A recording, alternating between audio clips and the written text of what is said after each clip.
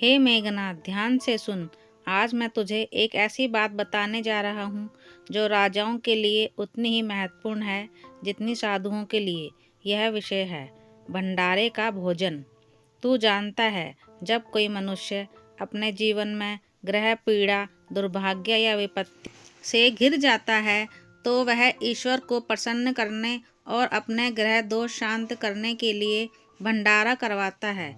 वह भंडारा केवल भूख मिटाने का साधन नहीं होता, वह उसके कर्मों की शुद्धि का एक उपाय होता है।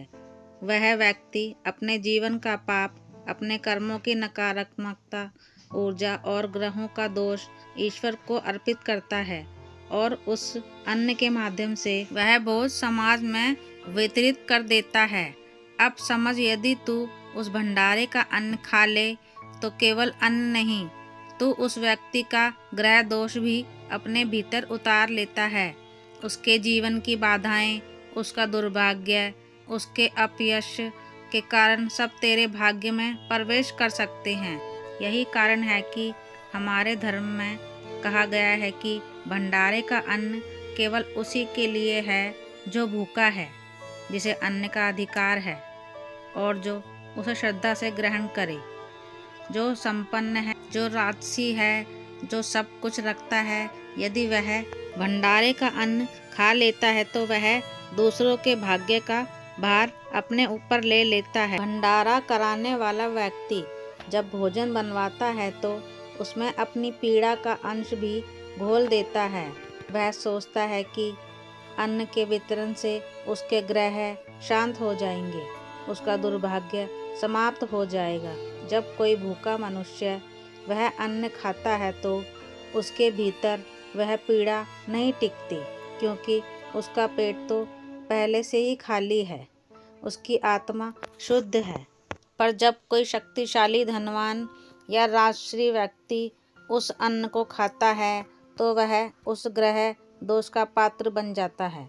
धीरे धीरे उसका तेज कम होने लगता है, उसकी बुद्धि भ्रमित हो जाती है और उसके कर्मों में अशुभता प्रवेश कर जाती है। रामायण के प्रसंगों को देख। स्वयं भगवान राम ने वनवास के समय अनेक दान, भिक्षा और यज्ञ देखे, पर उन्होंने कभी किसी के भंडारे का भोजन ग्रहण नहीं किया। वह अपने कर्मों के अन्न पर ही निर्भर रहे, क्योंकि वह जानते थे कि भंडारे का अन्न किसी के पापों का निवारण कर रहा है और जो उसे बिना अधिकार ग्रहण करता है वह ईश्वर की योजना में हस्तक्षेप करता है। यही कारण है कि राम सदैव तेजस्वी रहे और विपत्ति में भी स्थिर रहे। याद रख, भंडारे का अन्न केवल भोजन नहीं होता, वह कर्मों का प्रतिबिंब होता है।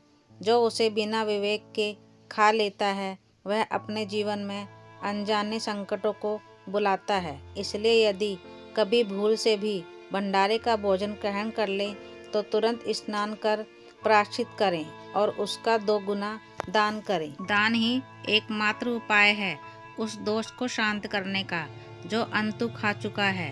उसका प्रभाव मिटाने के लिए तुझे उसी ऊर्जा को फिर से दान में प्रभावित करना होगा, तभी तू उस ग्रह दोष से मुक्त होगा। याद रख, जो व्यक्ति दूसरों के ग्रह दोष को अपने भीतर उतार लेता है वह चाहे कितना भी बलशाली क्यों न हो, धीरे धीरे उसका भाग्य क्षीण होने लगता है, उसकी विजय भी दुर्भाग्य में बदल जाती है। इसलिए भंडारे का सम्मान कर, पर उसे खाने से बच, क्योंकि जो अन्न किसी और की मुक्ति के लिए बना है वह तेरे लिए बंधन बन सकता है। हे पुत्र, यह बात मैं तुझे अनुभव से कह रहा हूँ।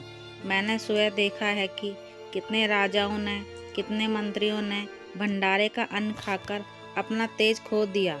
वह सोचते थे कि वह दानी बन रहे हैं, पर वास्तव में वह दूसरे के ग्रह अपने ऊपर ले रहे थे।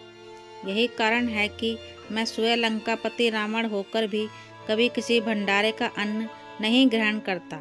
यदि तुझे भंडारे में जाना पड़े तो ईश्वर को प्रणाम कर, गरीबों को भोजन करवा, पर स्वयं उस अन्न से दूर रह। और यदि कभी व्यवस्था में खा ले तो उसका दूना दान कर, ताकि तेरे कर्म शुद्ध हों।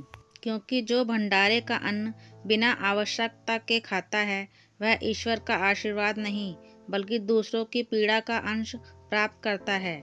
इसलिए इस बात को अपने हृदय में अंकित कर लें, भंडारे का भोजन केवल उस भूखे का है जिसे ईश्वर ने भेजा है।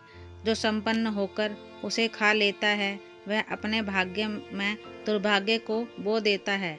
भंडारा ग्रहों को शांत करता है, पर गलत व्यक्ति के लिए वही ग्रह प्रकोप बन जाते हैं। इसलिए विवेक रख, संयम रख और अपने कर्मों को शुद्ध रख।